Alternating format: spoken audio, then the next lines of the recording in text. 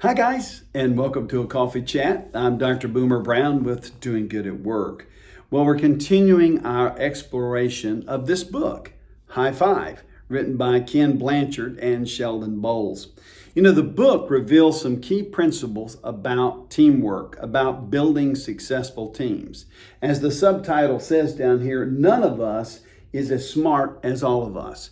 When we start to understand that principle, we can begin to work together as individuals on a team to ensure that each individual does his or her best and moves the team toward their collective goal.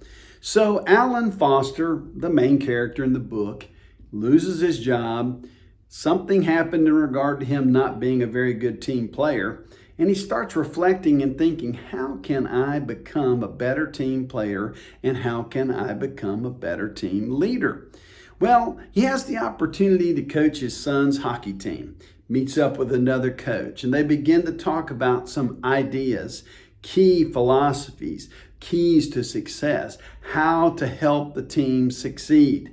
And out of that comes these 4 specific secrets, keys, ideas that can help you and me grow as a team player and to build successful teams.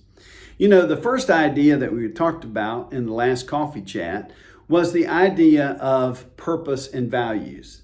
For a team to succeed, there has to be a clear, defined purpose. Why are we doing what we're doing? What is it that we're doing? What are we moving toward as a team? Those guidelines need to be very clear, and they need to have values along beside them. What will we tolerate as a team? What are the things that we expect of each individual? What is each individual's role on the team? What do we do when people aren't fulfilling the roles? This is what you need to start your team in the right direction. Purpose and values. But then it goes to the next skill, the second skill, which is really developing skills. Now, we're not necessarily talking specific work skills. We're talking generically here about the skills. What is it that makes each individual person better? Because remember, it's the sum of the parts that make us better as the team. But the good leader coaches people up so that the person knows their responsibilities. There needs to be personal goals. There needs to be things that each team player is striving to achieve, and together those things come together and they make us successful as a team. So define those goals, personal goals, team goals, those kind of things. And look, as you define those goals, don't necessarily focus specifically on learning the skill. Look at the behaviors and look at the outcomes that you want to get and let that shape how you define those skills.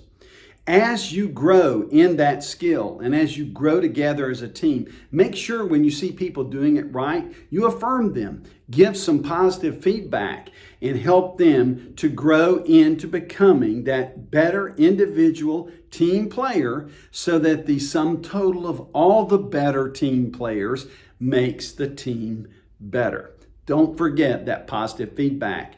And also remember, if they're missing the mark, whether it's around the purpose, around the values, or even around the skills and the deliverables, their behavior's not on point, or what it is, don't be afraid to have what we call a carefrontation. We care enough to confront, and we do that in honesty, we do that with respect and caring, we do that in 100% of the truth, and we help that person become better.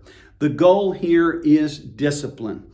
Discipline is always moving toward a preferred outcome. Not punishment, but disciplining one another to become better as a team. Think about these things as you grow as a team player. Think about these things as you lead other people on your team. And try to have a positive impact on your team this week by using these 2 simple principles, purpose and values, and developing skills. I'll talk about number 3 on next week's Coffee Chat. So as always, I look forward to seeing you next time on a Coffee Chat.